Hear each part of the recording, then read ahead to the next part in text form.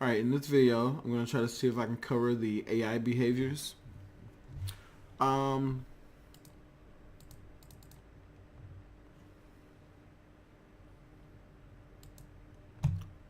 in general, the um, the AI behaviors is just a service used in the actual behavior tree. I don't really use the behavior trees as they are normally used in Unreal. Mainly because I tried to bring over the system that I had before, and as a straight as how can I say this, in a 1-to-1 ratio as I could from the other system that I had before coming over to Unreal. So I already had like an idea of how I want the state machine to be, how I want it to flow from one state to another, and the services allows me to put that logic in there and still be true to the behavior tree model ish. So if we follow a general field enemy, and what we have is, in general, we have the initialization process, which will mark where the NPC started at. Well, should I say where the enemy started at, set its walk speed, and then set its primary operations based on whether it's supposed to wander around, follow a path, or be stationary. Similar to what we saw in the NPCs previously. And what this will do is set them on their initial, patrol around your map based on those different settings and parameters.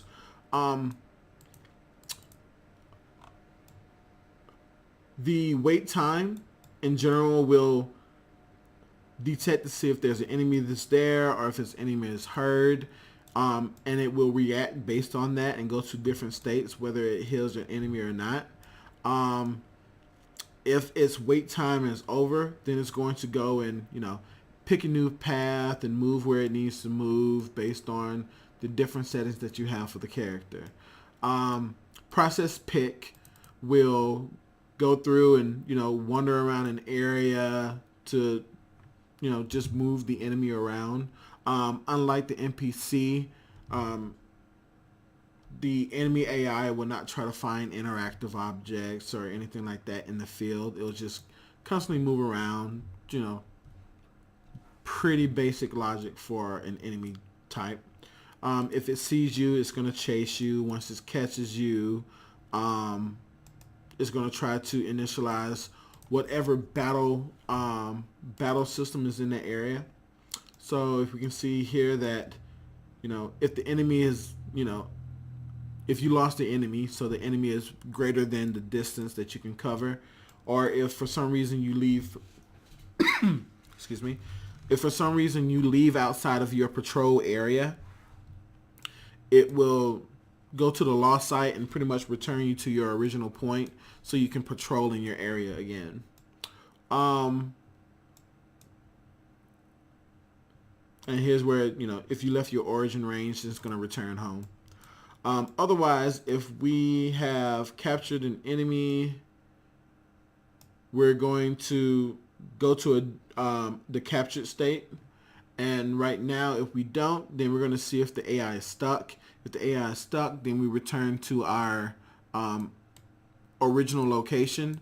If we are not stuck behind something during our movement, then we're going to continue to chase the target. Path is following the path from one point to another. So it's going to pretty much pick a path based on, the rules of picking a path and go to that current path location.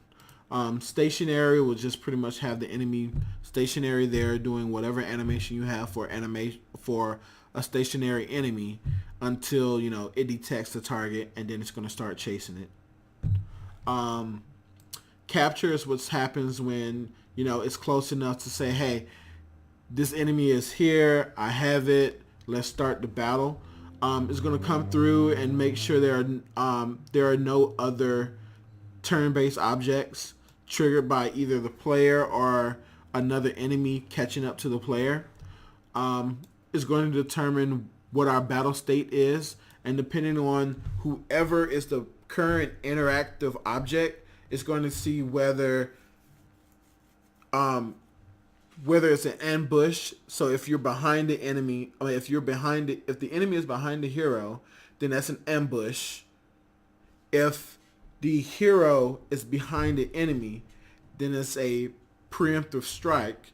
And if both enemies could see each other, then it's just a regular battle start and nothing special. Once it spawns a turn-based, the turn-based manager,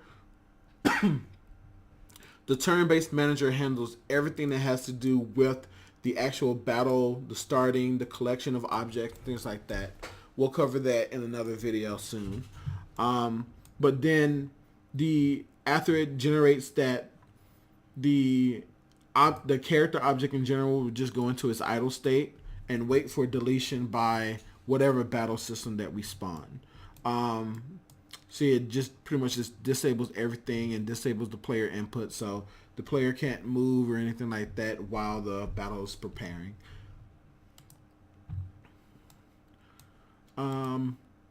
Lost just returns the character to their origin position or some other spot in the space. Process react is supposed to be so if the character hears another, if the enemy hears you when you're sneaking around or moving around, this is pretty much like a state machine process to be alerted, wait for a certain amount of time for the investigation pass, which allows you, depending on the number of investigation passes, it'll try to see if you exist in the area where it's detected. And if it can't find you, then it's going to return to where it was before. The react timer that I have here is to slow the enemy down if it detects you and you don't want it to immediately react and turn around and see you. If you want it to be like Metal Gear, where, you know, as soon as he hears something, he's like, what? And he pauses for a second and then he reacts. That reaction timer can be used to be able to say, hey, once you detect something, I want you to wait a little bit before you actually react and go to investigate the area.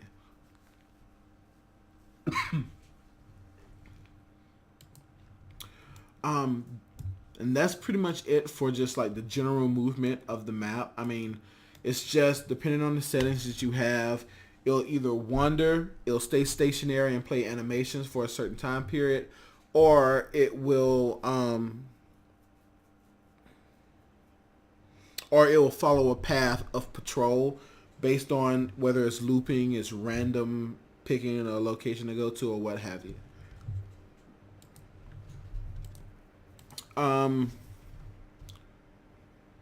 The field hero I'm not really using. This is when I had people actually following the player. It just had basic logic of, hey, find out where the player is, make sure you stay within a certain distance of him. Don't run directly at the player, but run somewhere around him so you can stay near him, but not, going directly at the player. Kind of like Final Fantasy 15 had, to where the characters look like they walked with you and not at you, versus, older RPGs where they just followed in the line directly behind your character. So if you made an S, they made an S. NPC AI flow is pretty much similar to the enemy's field flow. Depending on the settings that you have, they'll either follow paths, stay still, or just wander randomly, with one exception of difference, which is, let's see, pick. So what I have inside of the pick is a 40% chance of a point of entrance. And right now I actually changed that to a 50% chance that the NPC will look for a point of interest instead of just wandering aimlessly around the world. So what this will do is, if they don't pick a point of interest, they just wander to a position and just walk there and wait. If they want to find a point of interest, it's going to come in here, get a list of point of interest that are around them, and see if they can be enrolled into that point of interest. For a point of interest, it has to have an available slot within that point of interest object to know that it can go there and it can enroll itself to be able to interact with that object. In my demo example, I had a sofa that has 3 mount points for an interaction. And as soon as somebody registers with it, it says, hey, anyone else looking at this, it's not available. So you cannot sit here. So that way, if there's nothing available, then the NPC will go and find something else to do. And I'll talk about point of interest in another video. So now we have the battle AI. The battle AI is pretty general, so it initializes itself. I really don't have this executed the way I have it stated here. Whether you start poison, start slow, the enemy starts with like 10% less HP or whatever. This right now, the only thing I do as a battle percentage penalty is you have the enemy starts with like a higher time on the action bar. So that way it takes double the amount of time when you ambush them for them to be able to get ready to attack you versus a regular battle start, which means everyone is starting at the same line. It's going to, attack around the same time. If you want to add more logic to this, you can using the battle ambush. If you want certain things to happen, if you get some kind of hit off or whatever with like somebody's field action, you can do that here. But outside the net, we'll pretty much be inside of the battle process the entire time, the AI will pretty much wait until their active battle timer is up. Once it's up, then they're going to go to a choose move set. If it's not up and the enemy is not defending, then what it's going to do is try to move to a advantage point around their current target. So it's going to use kind of battle circle logic to be able to move away from the character, but still within the battle circle to stay near the enemy. So your characters won't immediately just start bunching up on top of each other, where it just looks like a cluster of enemies trying to attack a person. They should come in, attack, and then move out once their attack is done to wait for the next interval and allow enough space for other enemies to be able to get access to the actual character. So you don't have any kind of like, AI bumping to each other and getting stuck on each other.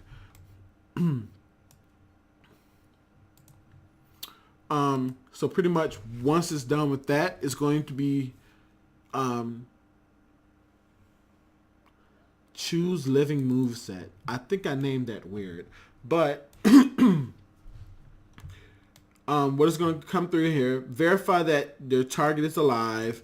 Verify that you're alive, and then go in here to choose an action.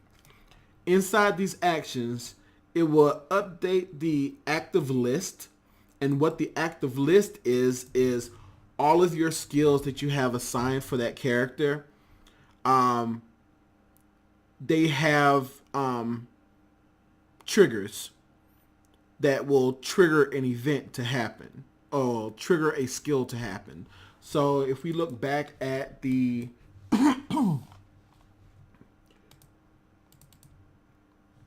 if if you look at the skill set here, data files, combos,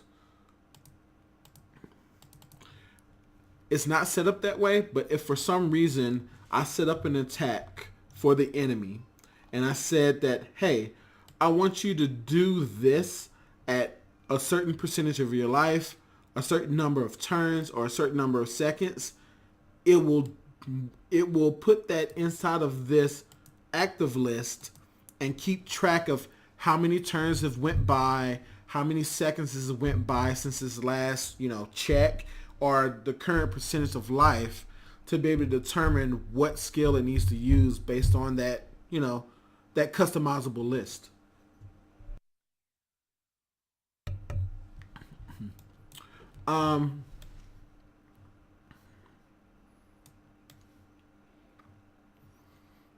So let's see. Get next action. I'm going to try to see if I can drill into this. So right now, this is what's used to get the next action based on these parameters. It wants to know pretty much your AI type, which means how your enemy is configured. Right now, everything is balanced because I don't have anything that actually brings in the aggressiveness or any other kind of settings for an enemy type. But if for some reason you wanted, excuse me, if you wanted your enemy to be balanced, focus on recovery, focus on defense, all out attack, attack the weak person, attack but be cautious, you could set this in here. Now note, I don't have handling for every single type, but in general, when it comes to AI tactics, these are the things you can set to your AI to be able to make generalized decisions based on their configuration type when it comes to picking your next ability or picking your next skill. Along with that, you send in your HP ratio, how much HP, MP, and TP you have to be able to determine whether you can use this or not.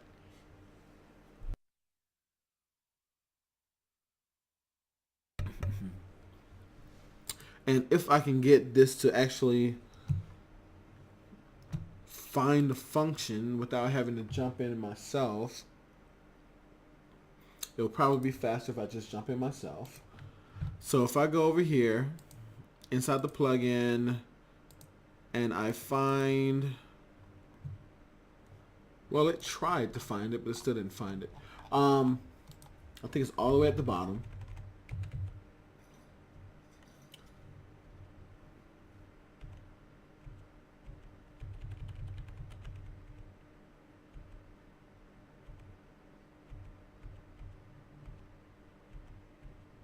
There we go. So this logic can be changed however you want to, but depending on what you send in here and the AI tactics and all the information, and just trying to verify the AI type is not actually used in here. Okay, it's kind of used. I clump a lot of things together. But if you want to go way more in depth than I did and have certain skills and abilities and things to be changed based on, your HP ratio, based on your configured type and all that, you can do it in this function. But in general, what it does is it goes through the active list. It sees, it keeps track of whether it's used death actions on this skill. So if it for some reason triggers this death skill and comes back again before it actually dies and tries to pick another skill that is the death skill, it won't try to re-trigger it because it already has triggered that death skill at whatever, HP ratio that it's supposed to trigger at. And the same thing with all the other things. It's going to come through and make sure that you have enough MP to be able to use a certain skill. It's going to come through and make sure that you have enough TP for a certain skill. Depending on your settings, when it comes to pick an actual action, it's going to use different percentages. If I can find it. There we go. So for For balanced attack and any of these other attack configurations for right now, it will balance a 50-50 ratio between using a skill magic or using just a basic attack. And if it does come in to use one of those skill magics, it's going to determine what it should use based on, its triggered event. So if for some reason that, it can only be triggered based on the number of turns and things like that. If I can go up, I think this is it. So based on like, if this is supposed to happen every few turns or every few seconds, this active list will not be populated until until the skill that you have in your list qualifies under these terms. So if they can execute this after a certain number of turns, or if the time stamp has been triggered for that skill, then it'll add it to the available list for it to be able to pick through for this other, randomly generated list of, operations. But pretty much once it figured out what skill it's going to use, it puts that information inside of the next attack and send it back to the blueprint side. And once we're here, again, got to check to see if you're alive or dead. And if you are alive, then you're going to come through here and use your skill. But if it's a regular attack, it's going to come through here. And depending on your combo list that you set up in your class,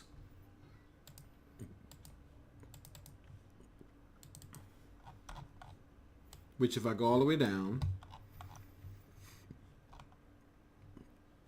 my turn-based combo skill is here. So I have 3 combos that I can do for this enemy and 3 heavies, which right now are the same animations, but depending on how I have my combo set up, it can be different. I can just generate randomly high and low attacks, or I can just say, hey, the last attack will always be a heavy, depending on your skill level to be able to see how many attacks you can actually put on your attack stack.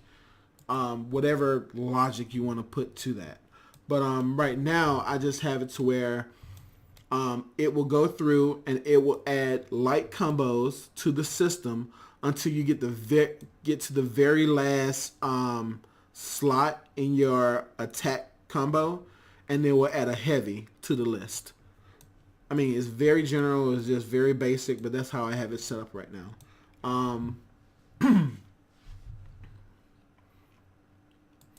So after we choose what attack we're going to use, again, the hero AI is pretty much the exact same, except for right now, in the example, I have all of their AI set to manual, so you have to manually enter everyone in your party's actions.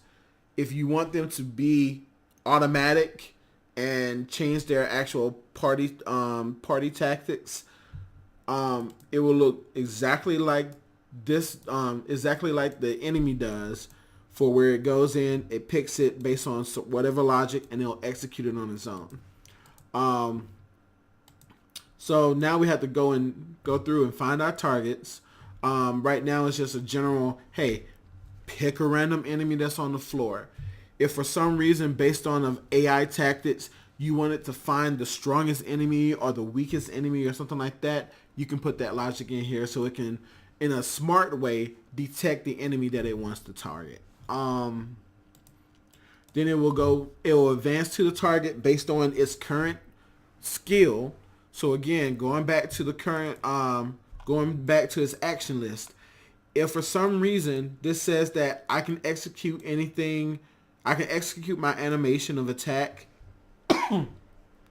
at 10,000 yards away, as soon as we qualify for that distance, we will go into the next state to actually execute that skill.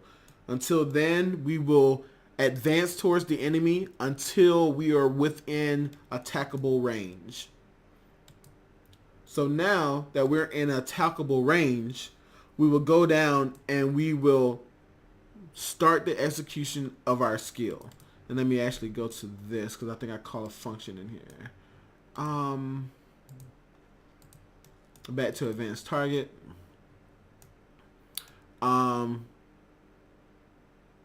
So if we have our target and we're close to it, we're going to start our next turn-based action. If we actually have a valid action list, and if we're not dead or disabled or in defending mode or whatever, in other words, if we have the valid ability to actually attack, we're going to come here, get the lowest attack on the totem pole of our action list, and we're going to start that animation montage. We're going to lock onto the enemy that we need to look at to make sure that we're looking at the target to be able to execute this animation. And then we're going to start it. And then, like my previous video when I was going over the skills, that animation will play. It will execute all the attacks and all the effects and everything that it needs to do. And towards the end of that attack, it will call a trigger, an animation trigger or animation notify that will check our current action list. And if we have anything available left in our action list, it'll come back here to execute the next one in the list.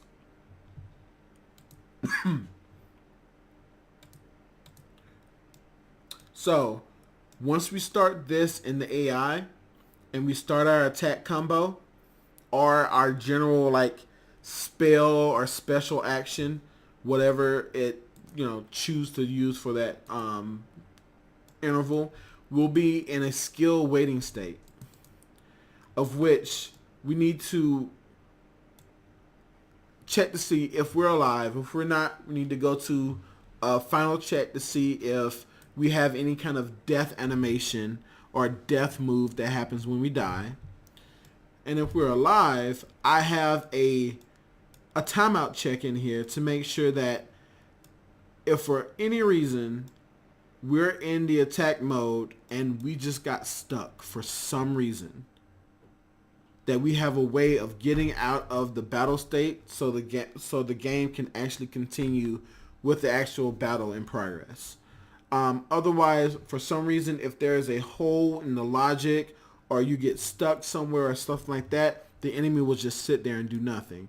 And I do have this error printout, so if you see this error, that means something happened with the logic to where we're stuck here for more time than we should be, and we are currently canceling out of attack mode to go back into some kind of continuous state to where we can actually operate in battle.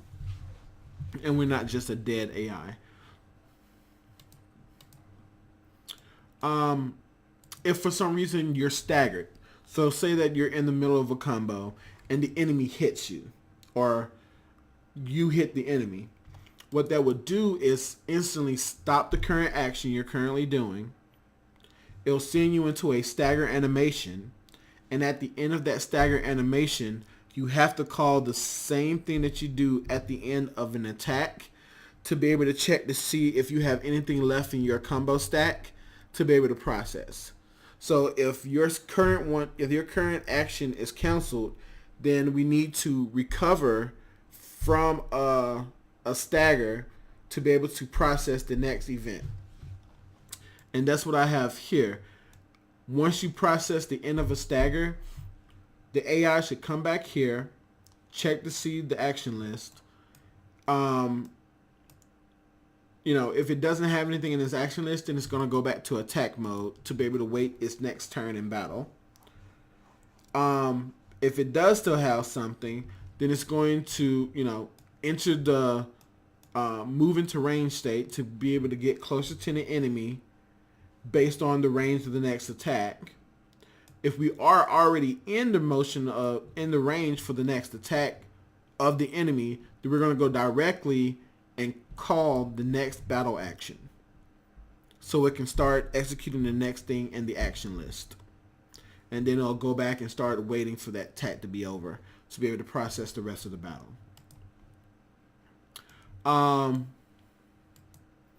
Check for death moveset.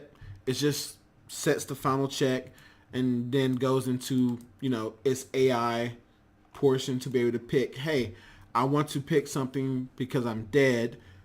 Tell me if I have anything for, a death operation. If I do, then it's going to load the death skill, whether it's blowing itself up or casting meteor if you're a behemoth, and then execute yourself after that skill is over. And that's pretty much the flow of the battle AI.